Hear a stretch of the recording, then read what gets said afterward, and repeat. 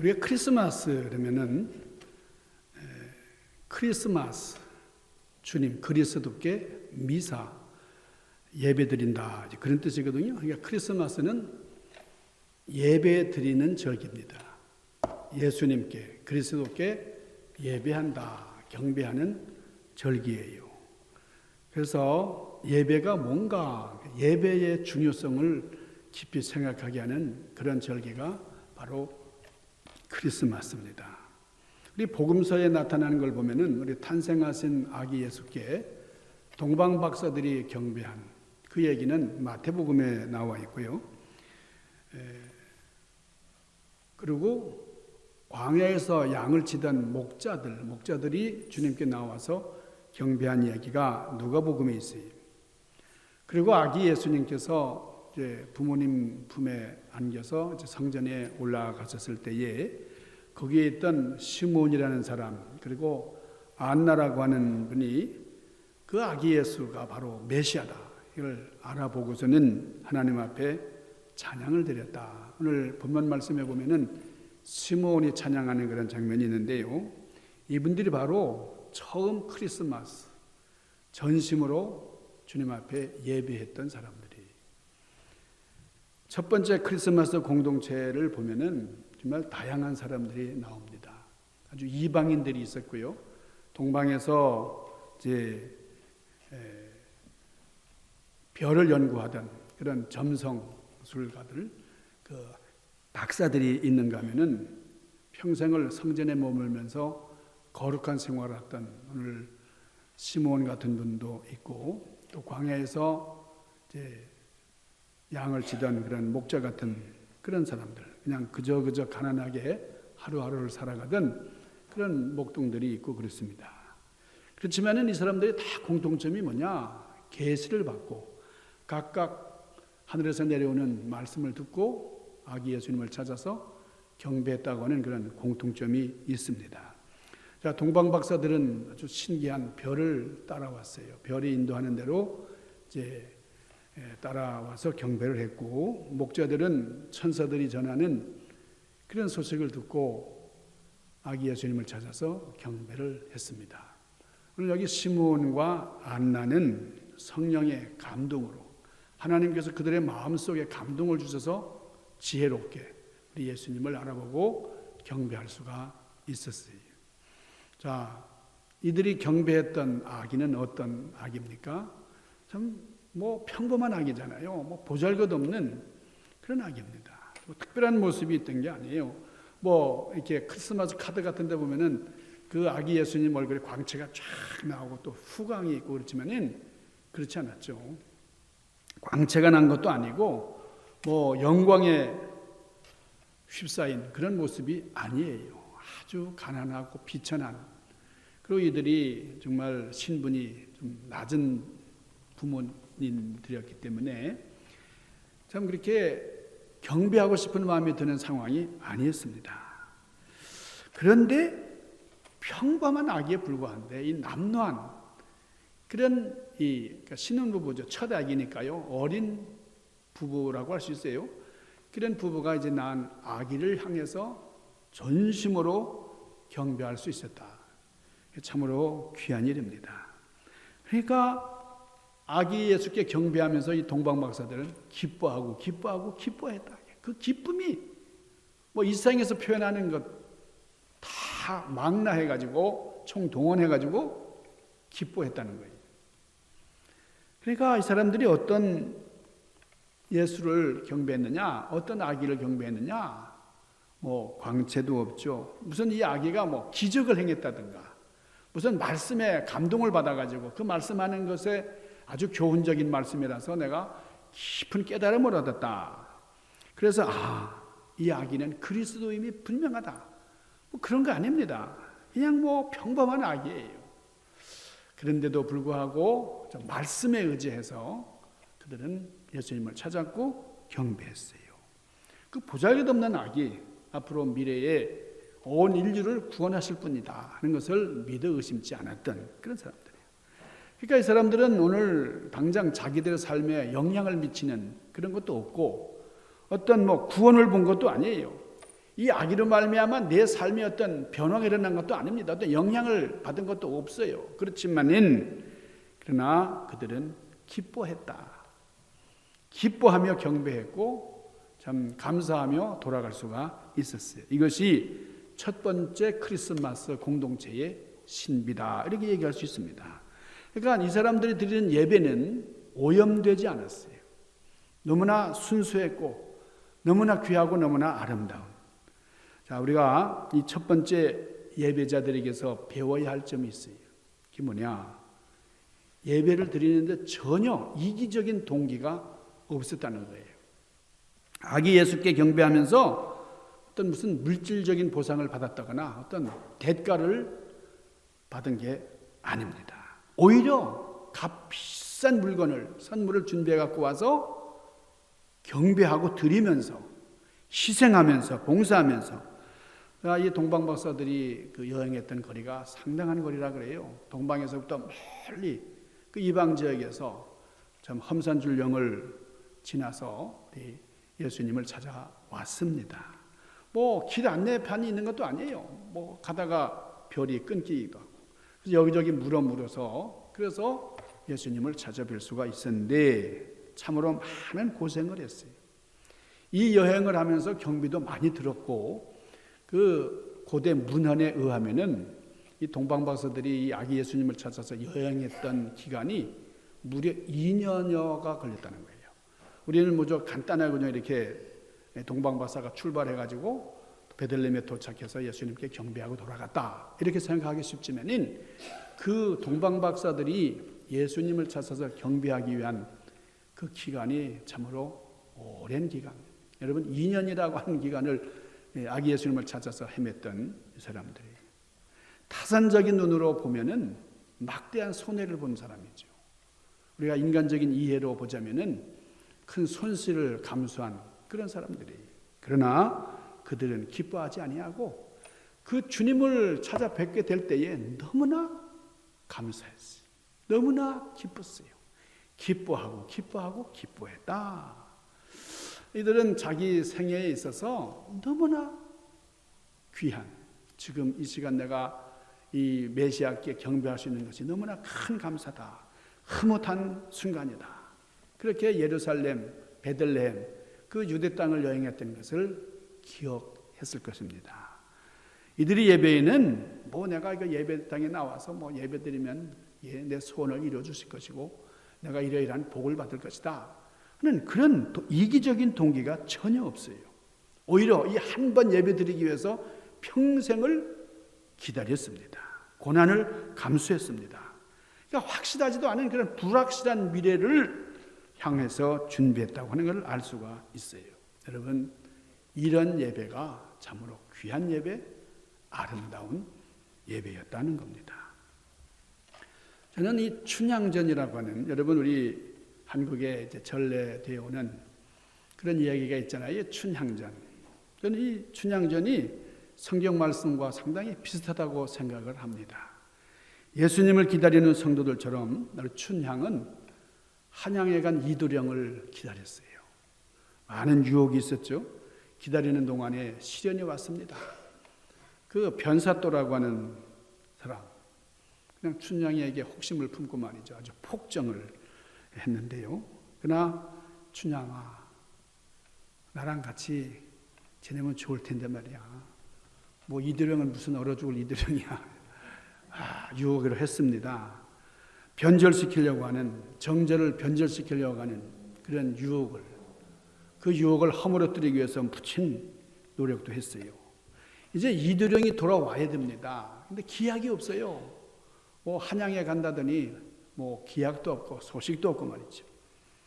자, 그런데 이도령이 돌아오는 거는 돌아오더라도 그냥 오면 안 되잖아요. 힘이 있어야 돼요. 급제해가지고 돌아와야 되는데 암행어사 권세를 가지고 돌아왔어요. 그래서 춘향이를 구원합니다. 여러분, 이도령이 돌아왔어요.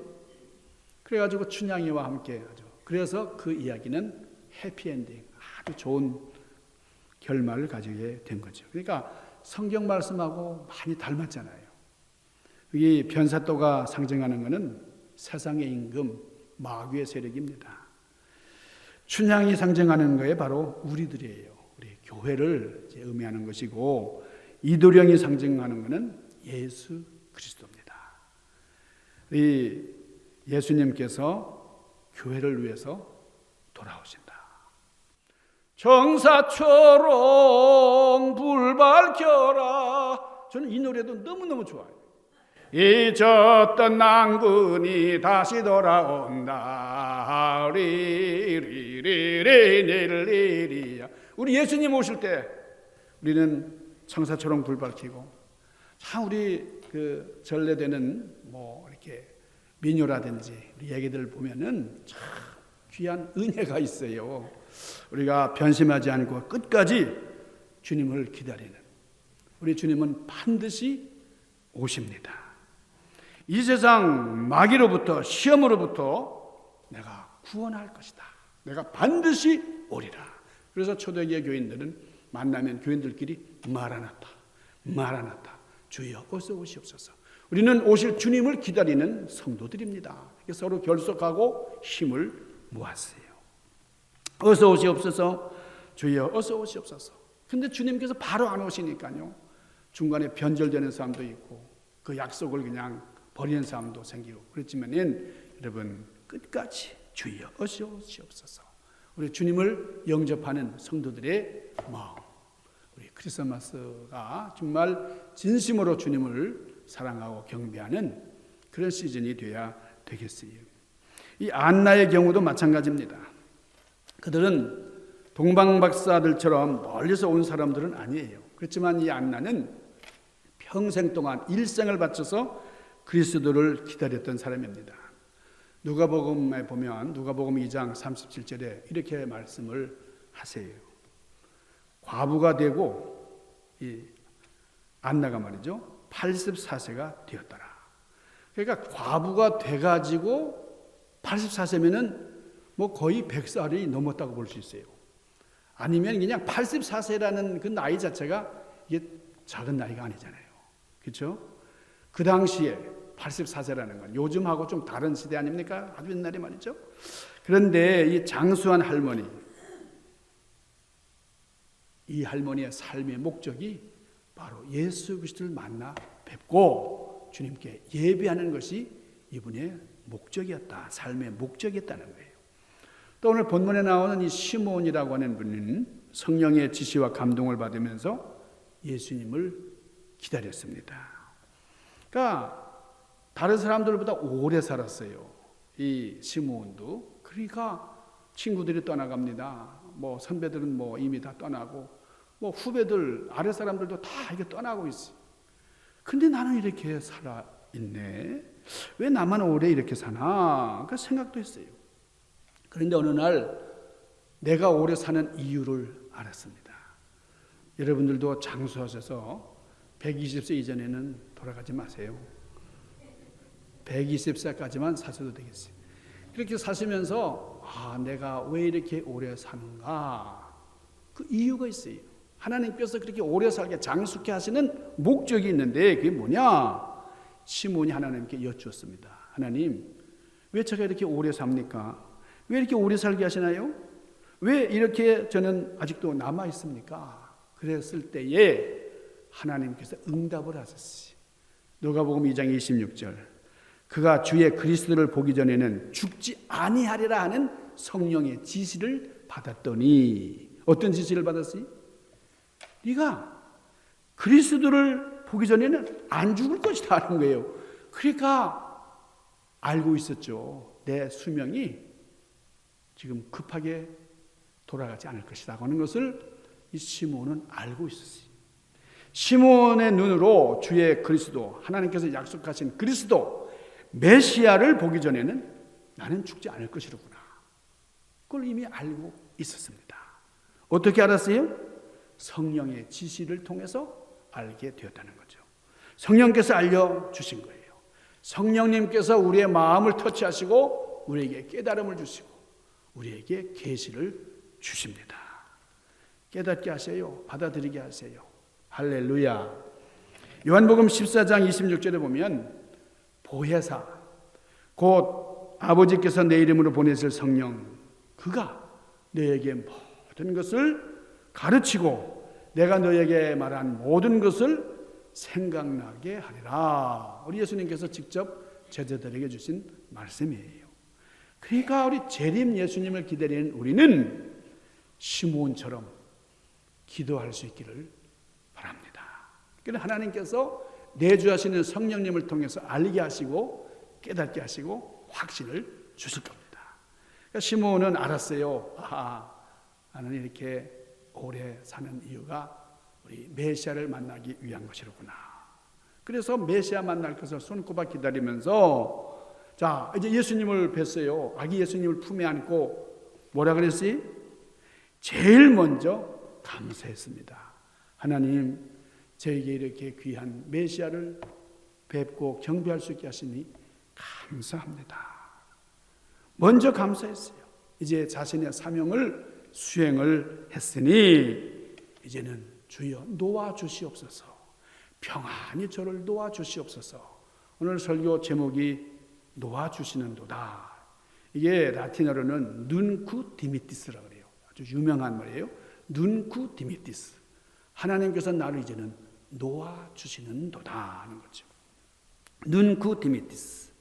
오늘 29절에서 32절 말씀. 눈쿠 디미티스. 오늘 본문 말씀이 눈쿠 디미티스라고 그렇게 이름한 그런 말씀입니다.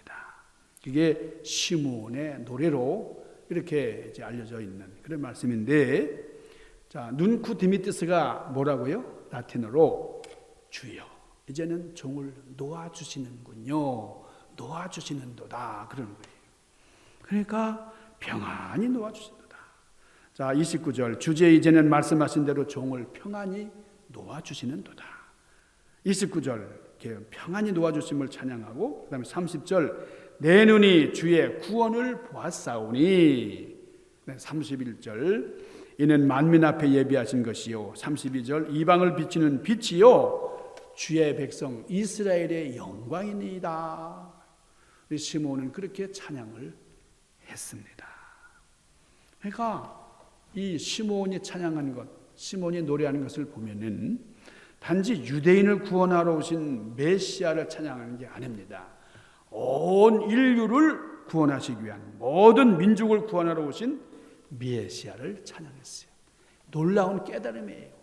유대인들은 자기들이 그 선민 사상이라고 하는 그 테두리 안에 갇혀가지고 정말 주님의 구원의 역사를 제대로 깨닫지 못했어요. 그런데 시므온은 이 메시아가 단순히 우리 유대 민족만을 위한 그런 구원자가 아니라 온 세상 모든 열방을 구원하실 분이다. 이런 깨달음을 가지고 선포를 했습니다. 그리고 한 걸음 더 나아가서 아기 예수님을 낳고 그리고 양육하게 될 이 마리아와 요셉을 축복하는 놀라운 축복의 역사를 또한 이 시므온이 행하고 있어요. 여러분, 우리가 드리는 예배를 한번 깊이 생각해 봅시다. 우리가 하나님 앞에 예배한다고 할 때에 얼마나 순수한 동기로 예배를 드리고 있나? 세상에 조금이라도 오염되어 있지는 않나? 눈에 보이는 복을 기대하면서 자기 이기적인 소원 성취만을 갈구하는 그런 시대 속에서 우리는 전심으로 순수한 마음으로 우리 주님을 찬양하고 감사하고 또 영광을 돌릴 수 있기를 바랍니다. 두 번째, 이 첫 번 예배를 드린, 첫 번 크리스마스를 드리는 이 초대 교회, 초대 크리스마스 예배자들에게 배우는 것은 다 같이 연약한 아기를 경배했다는 겁니다. 사람을 살리신 주님, 십자가에서 다시 살아나신 주님, 그런 주님을 경배하는 것은 할 수 있죠. 그렇게 큰 기적을 베풀어 줬으니까 광야에서 5,000명을 먹이셨다. 그 능력자 앞에서 우리는 무릎을 꿇을 수 있어요. 그런데 이 아기 예수는 아무런 영향력을 행사할 수 없어요. 어떤 힘도 없습니다. 오히려 그 아기를 도와줘야 돼요. 아기를 안고 말이죠. 예? 그러니까 지금 무슨 굉장한 능력이 있는 분이라서 예배하는 게 아니에요. 여러분, 부활하신 예수님을 경배하는 것은 그냥 누구나 할 수 있어요. 그저 뭐 소문만 듣고 와서도 경배할 수가 있어요. 그런데 아무 힘도 없고 능력도 없고, 그리고 지금 더군다나 지금 너무나 누추한 곳에 누워 계시는, 여러분 마구간도 그렇지만 거기엔 부유에다가 말이죠, 그렇게 누워 있는 얼마나 냄새가 나고, 여러분 지금 우리가 그냥 상상해서 그렇지 실제로 우리가 그런 걸 체험한다 그러면 그 냄새 나는 곳, 그 냄새 난다고 하는 건 거의 쉬파리 같은 것 막 날아다니고 말이죠. 그러는 상황인데, 여러분 그런 곳에서 순수하게 아무런 힘도 없는 그 아기를 향해서 경배할 수 있었다. 놀라운 거죠. 하나님께서 인류 구원이라고 하는 놀라운 계획을 이들은 보았어요. 깨달았어요. 그리고 예배한 겁니다. 감추어진 미래를 바라보면서 예배할 수가 있었습니다. 여러분, 시므온의 노래에서 이런 신앙을 읽을 수가 있어요. 내 눈이 주의 구원을 보았사오니. 여러분, 지금 구원이 이루어진 게 아니잖아요. 구원은 앞으로 되어질 일인데 그것을 미리 봤어요. 이는 만민 앞에 예비하신 것이요 이방을 비추는 빛이요 주의 백성 이스라엘의 영광이니이다. 그러니까 시므온이 본 것은 한 아기지만은 뭐를 보았다고요? 주의 구원을 보았다는 거예요. 그러니까 여러분, 지금 우리가 예배드리면서 지금 오늘 우리가 피폐하고 정말 열악한 이런 상황만을 보는 게 아니라 미래의 앞으로의 소망을 바라보면서 주님 앞에 영광을 돌려야 되는 겁니다. 또한 목자들도요, 마구간에 태어난 이 아기가 그리스도 주님이시다, 이것을 믿고 가서 경배를 한 겁니다. 구유에 누워있는 아기를 아기로만 보지 아니하고 미래의 구원자, 진정한 메시아가 여기 계시다. 미래의 역사를 내다볼 줄 아는 통찰력을 가진 사람들. 이거는 뭐 내가 가진 게 아니라 하나님께서, 성령님께서 내 안에서 내주하시면서 역사하실 때 가능한 거죠. 물론 이 사람들에게는 특별한 계시가 있었어요. 천사들이 알려준 그런 소식, 메시지가 있었죠. 박사들에게는 빛나는 별이 있었고, 별의 안내를 따라갔고, 목자들은 천사들의 그 말씀, 천사들의 선포, 천사들의 계시를 받았어요. 그리고 시므온이나 안나에게는 성령님께서 내주하는 지시가 있었습니다. 그러나 하늘에서 빛나는 별을 동방박사들만 봤을까요? 그 빛나는 별은 누구나 볼 수 있는 거예요. 그런데 그 별은 변함없이 어디에게나 비치고 누구에게나 바라볼 수 있도록 광채를 바라고 있었지만은, 그러나 그 별의 의미를 알고 그 별을 따라온 사람은 동방박사들밖에 없었다는 거예요. 동방박사, 그러면 우리가 세 사람이라고 하지만 세 사람이라고 하는 구절은 없죠, 성경에. 동방박사들, 그러니까 우리가 세 사람 정도로 추산하지만은, 하여간 이 동방박사들은 그 별을 따라서, 진리를 따라서 주님 앞에 예배했던 사람들이죠. 자, 천사들의 노래도 밤하늘에 멀리 멀리 울려 퍼졌을 때에 어떻게 목자들만 들었을까요? 그 목자들, 그 주변에 있는 다른 사람들도 들을 수가 있었던 건데, 그러나 그 노래를 들은 사람, 주님 앞에 경배했던 사람들은 소수의 목자들밖에 없었다는 거죠. 자, 성령님은 누구에게나 역사하는 분인데 시므온과 안나만 유독 그 성령님의 감동을 받았어요. 그러니까 경건한 그리스도를 기다리며 사람들에게 이런 주님을 예배할 수 있는 영광이 주어졌습니다. 여러분, 미래를 내다볼 수 있는 통찰력이나 영적인 세계를 바라볼 수 있는 그런 능력은 아무에게나 있는 게 아니에요. 밤하늘을 한 번도 쳐다보지 않는 사람, 뭐 별이 아무리 찬란하게 빛난다 할지라도 바라보지 않는데 그 뭐 있는지도 모르죠. 의미가 없어요. 그래서 도시의 아이들은 잘 몰라요, 사실. 시골의 그 평상 위에 멍석을 깔아놓고 하늘을 바라보면서 별 하나, 야, 저 별 참 곱다. 저 별. 그 별이 이동하는 것을 보여주는 그런 우주의 속삭임을 들으면서 자라는 아이들. 여러분, 우리 현대인들은 참 많이 메말라 있어요. 우리가 미래에 대한 통찰력을 기대하기가 참으로 어려운 시대를 살아갑니다. 첫 번째 크리스마스 공동체 사람들은 아기 예수님께 경배하고 돌아가면서 큰 기쁨을 경험했어요. 말할 수 없는 그런 감격에 휩싸였어요. 그러니까 이 사람들은 지금 당장 어떤 물질적인 축복을 받았고 뭐가 내가 소원했던 것이 구체적으로 이루어져서가 아니라 더 귀한 하나님의 역사, 구원의 역사를 체험했기 때문입니다. 사랑하는 여러분, 우리 첫 번 크리스마스에 아기 예수님을 경배했던 동방박사들, 목자들, 여기 시므온과 그리고 안나처럼 순수한 마음으로 하나님의 구원을 바라보시면서 우리 주님을 경배하는, 진정으로 주님 앞에 예배하는 그런 아름다운 신앙 공동체가 된 우리가 되기를 주님의 이름으로 간절히 축원합니다.